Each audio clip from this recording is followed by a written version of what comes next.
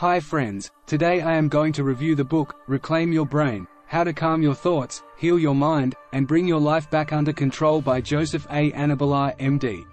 Busy brain. You probably know the feeling of being overwhelmed. Maybe you felt the sensation of having a too busy brain. Perhaps your work is mounting, your car has stopped working, or someone at home is ill and you're the caregiver. With so much happening, perhaps all at the same time, you could feel pretty anxious.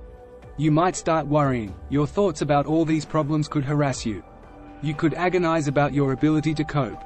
Amid that crisis, if you examined different parts of your brain, perhaps you'd understand what you're experiencing. We can move beyond the mundane and beyond our busy brain. We can reclaim our brains by managing our minds and balancing our brains. We can bring our lives back under control. The largest part of your brain, the cerebral cortex, houses the frontal lobe, the temporal lobe, the parietal lobe and the occipital lobe. The frontal lobe manages the brain's ability to harmonize itself. The temporal lobe gives you the ability to communicate verbally, to remember and to feel. The occipital lobe manages your ability to see. The parietal lobe integrates data from your senses. Mentally separate yourself from the stuckness. Tell yourself, I am not my brain. This is my brain's mistake detection system working too hard. This is not me. The prefrontal cortex, or PFC, manages your brain, including your ability to concentrate, to retain short-term memories, to organize and to learn. If you seek to change negative thinking, you need a healthy PFC. This part of the brain regulates the limbic system, which generates and manages feelings. In evolutionary terms, the limbic system appeared and developed before the PFC. There is an undeniable connection between the busy brain and the negative brain. The limbic system has several components, including the anterior cingulate, the basal ganglia, the amygdala and the thalamus. Your brain uses the anterior cingulate to change gears. If you constantly think the same thoughts or become hooked on certain things, the problem could lie with your anterior cingulate. The basal ganglia determine the tempo of your body. If this part of the brain works too fast, you could feel extremely tense. You might also suffer panic attacks and avoid confronting others, even when you should.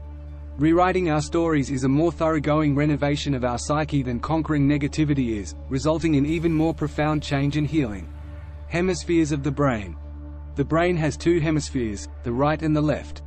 The right hemisphere has more to do with feelings, while the left handles the analytical aspects of life, such as finding solutions to problems and dealing with language. The left hemisphere takes a more positive view than the right. As people mature, the right hemisphere evolves before the left. As a result, very young children tend to adopt a negative bias to deal with the world. At that age, they don't have the biological capability to use language skills or common sense to dispute these negative perceptions. Mindfulness stops you from living life on automatic pilot. You live with more conscious attention, you're more aware of the mind itself. Since the right hemisphere directs much of your early learning about feelings, experiencing unhappy episodes in childhood can have an oversized, sustained impact on how you perceive yourself and your relationship with the world. Every traumatic experience can shape your reflex reactions to stress, even as an adult. Memory. The way memory develops also predisposes people to see things negatively. Human beings have both implicit and explicit memory systems. The implicit memory system is similar to nonverbal behavior. For instance, once you learn to ride a bicycle, you know how to do it. Yet, you could find it hard to explain what exactly you do. If you remember someone's name, you're using your explicit memory system. The amygdala governs implicit memory and learns quickly about potential dangers. After that, it retains these memories and refuses to let them go. The hippocampus, which manages the explicit memory system, can educate itself about things that have changed, and it can jettison memories that it no longer needs. Managing negativity.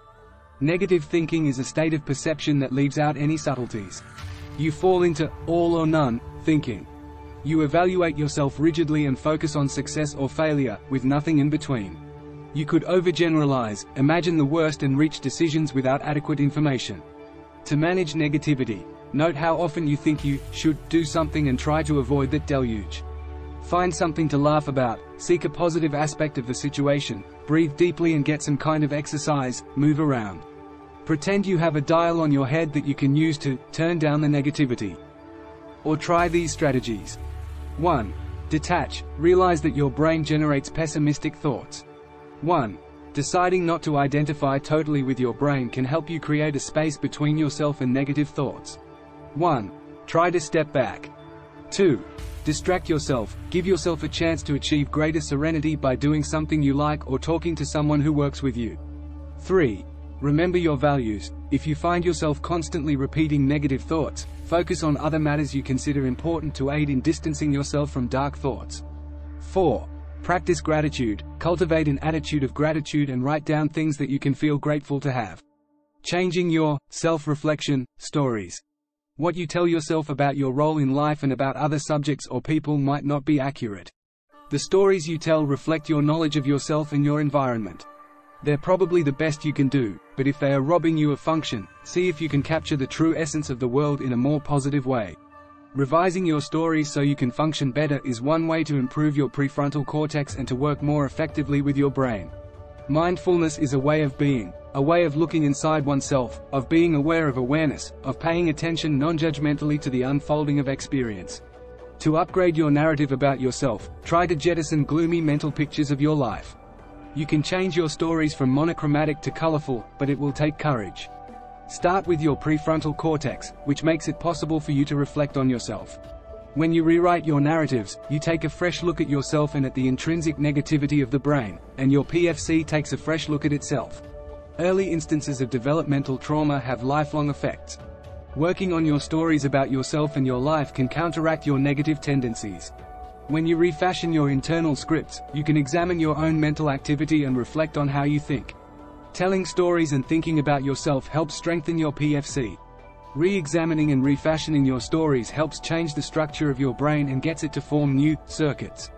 Having a stronger PFC enables you to master more balanced narratives that you can use to manage your life. If we are loved and cherished when young, we carry that sense with us through life. If we are abused or neglected during childhood, we carry a sense of defectiveness and humiliation. To begin the process of changing how you speak to yourself, write out your narrative. Take something that troubles you. Write the gist of the issue in a couple of lines. Re-examine and decide whether you consider that summation of your stories on this subject to be true. Quite often you will find an example of erroneous thinking that may have caused you much unhappiness. You don't have to be knocked unconscious to experience brain trauma, and it's not just NFL players and boxers who get injured brains. Determine whether your stories live in the past, the present or the future. Explore whether you are evaluating yourself or others in your stories. Judging others brings you little benefit. Understand whether your stories concern yourself, other people or even God. Weigh the costs and benefits of holding on to a story. Strive for honesty. You might find your cherished story to be false. Addiction, in fact, is often masking an underlying brain imbalance. Self-reflection has a positive impact that goes beyond modifying your stories and calming your brain. It can help you build deeper links with other people. Instead of harshly criticizing others, try to empathize with their problems. Mindfulness and meditation. People tend to live on automatic pilot, and often feel overwhelmed both by their own internal chatter and by demands from the outside world. Mindfulness can help you develop the capacity to examine and govern what you experience. It helps you live consciously and examine your thinking process. It calms the brain and keeps you in the present. It helps you manage your feelings and reduce pessimistic thoughts. It boosts your empathy and your intuition. Through calming the limbic system, we find more ways to stabilize ourselves within our modern maelstrom. To turn down the noise that keeps us from even hearing ourselves. From finding ourselves. From really knowing ourselves. Meditation is part of the practice of mindfulness. It calms the brain and can make you feel less vulnerable. Meditation assists people in becoming more thoughtful. Numerous studies highlight its health benefits. Internal activity. Mindfulness lets you observe your internal activity without having to respond to it. Look for quiet places without distraction, including from electronic gadgets. Slow down and focus on whatever activity you have undertaken, including something as mundane as opening a door. Watch how you breathe. Concentrate on measured, not forced, breathing. If you have a busy brain, learning to breathe in the right way can make a difference. Practice proper breathing a few times each day. The heart has the most extensive neural connections with the brain of any body organ. Its neurotransmitters can have widespread effects on the body, including oxytocin, the so-called bonding and love hormone. Consider how you want to function on a daily basis. Do you want to embody joy, affection and hope? You might need to spend time meditating, or just quietly reading or writing, so you can focus. A Zen proverb suggests that people should meditate for 20 minutes every day, but if you're too busy for that, the proverb says, then you should meditate for an hour. Social relationships are key to brain function, and the relationship goes both ways. In your practice of mindfulness, meditate on your breath or a single sound to bring your attention to the here and now. To meditate, select a quiet place where you can sit. Choose a phrase or a word. Focus on your breathing with your eyes closed. Recite your chosen word either quietly or aloud while continuing to inhale and exhale. If you can't concentrate, don't give up. Refocus on the word or phrase you have chosen.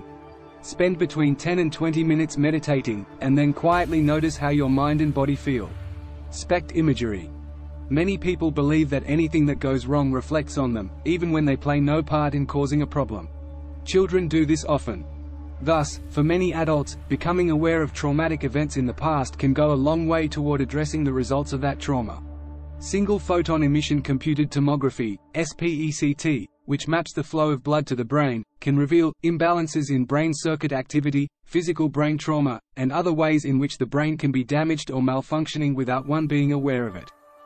SPECT imagery may lead to a better understanding of depression, sleep apnea, ADHD and other brain disorders that aren't related to injuries.